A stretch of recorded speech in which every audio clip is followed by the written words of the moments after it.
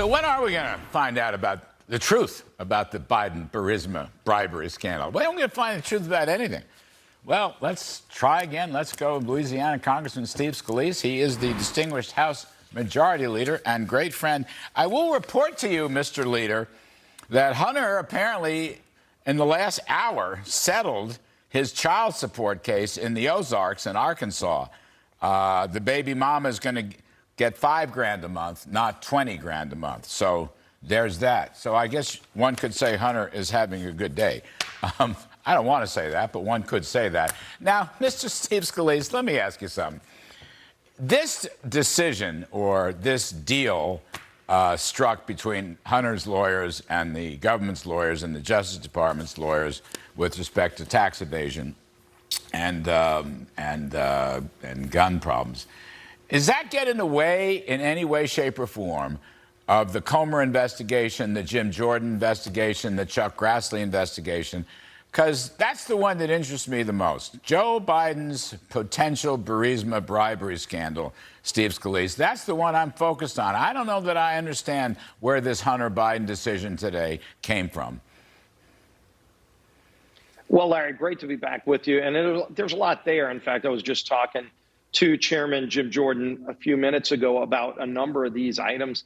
The first thing that's clear from all of this, if there was ever any doubt whether or not there's a different standard of justice if your last name is Biden versus Trump, this surely shows it. You know, millions of dollars in unreported income, filing false application on a gun form, and you get a slap on the wrist. And then you look at what they're trying to do to Donald Trump, completely different application of justice. That's, I think, what is at the heart of what angers people the most, is that people are being treated differently based on who their last name is or what their political affiliation is. As far as the investigations go, the House is going to continue to move forward aggressively at getting out the facts, and that's really at the heart of this. I don't think you would have seen any of this, including this slap on the wrist kind of sweetheart deal by the Justice Department with Hunter Biden, if you didn't see Jamie Comer's committee and Jim Jordan's committee doing the work that they've done to get a lot of this out to the public domain. There's even more to get. You've seen with Grassley's whistleblower, in the Burisma case. It alludes to, by the way, tape recordings of some of these deals. Where are those tape recordings? Does Justice have those recordings? Those questions haven't been answered. There's a lot of questions still left to be answered, and we're going to keep asking those questions and getting the facts out on all of these fronts. And unfortunately, there's a lot of facts to go get. Steve Scalise, the question has come up. I don't know whether this David Weiss Delaware investigation is open or shut. I mean, I'm hearing both sides, right? The Hunter Biden people say it's now closed, but other people say it's very much open. If the investigation is still open, does that have any impact on what Jim Comer is doing, for example, in the House, or what Jim Jordan is doing in the House? Well, that's one thing that's unknown, Larry, is, how wide is this probe that supposedly they just reached a sweetheart deal with Hunter Biden over? Hunter hasn't formally accepted the deal. We expect that to happen in the next few days, but they haven't said how much this involves. Does this involve the Burisma questions? All of the shell corporations that Jamie Comer exposed just a few weeks ago, all these bank accounts with millions of dollars going to multiple Bidens. You have Bidens that we never even knew existed that are getting millions of dollars in shell corporations, some from foreign nations. For what, Larry? No one's answered those questions. I doubt that's part of this deal, but no one's told us that. We're going to keep digging into all of this. Yeah, I mean, I just asked two very distinguished lawyers the narrowness or the broadness of the scope of the Hunter Biden thing, and they didn't really answer it. They went right to Burisma. Look, I want to go to Burisma, too. Everybody in the country wants to know, are these telephone tapes real?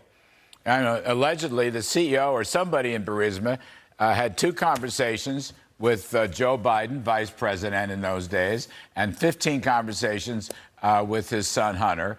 Everybody wants to know, are they real? And if they are real, I just saw a poll, it's like 90% want it made public. They want it made public as soon as possible. So that's really the big, to me, that's the biggest question, Steve Scalise. You know what? I don't really care that much about Hunter Biden. I mean, I care a little, but it's his father. That's the issue here. Is there a bribery scandal in the White House? Yeah, and Larry, that's what Jamie Comer has said from the beginning. This isn't an investigation directly into Hunter Biden. It's about Joe Biden, the big guy. And there's multiple references now, both from people paying, from people who received money, all referencing the big guy. And everybody knows that's Joe Biden. And so the tapes allege that this was a pay-for-play scheme where American foreign policy was up for sale when Joe Biden was vice president. If that happened, that's something everybody in America should be alarmed about. The fact that the mainstream media won't even ask these basic questions to the president tells you, that they've already picked a side. But the American people want to know these answers, and they should. And we're going to keep digging to get those answers. Again, Hunter Biden's a piece of this. The laptop opened up that. You saw the mainstream media trying to shut the laptop story down back in 2020 because they didn't want to know what might come out of it. Well, now a lot of this has come out, and there's even more to find out, and we're going to keep digging. And the DOJ will not put a special counsel on it. They just won't do it. And they put a special counsel on everything Jamie Comer's not going to slow down, I can tell you that. Jamie Comer's been, I think, very thorough, doing incredibly great work. His whole committee, the Oversight Committee, has been doing great work. Jim Jordan and his committee at Judiciary have been doing great work. It's the only reason I think you see most people talking about this. All right.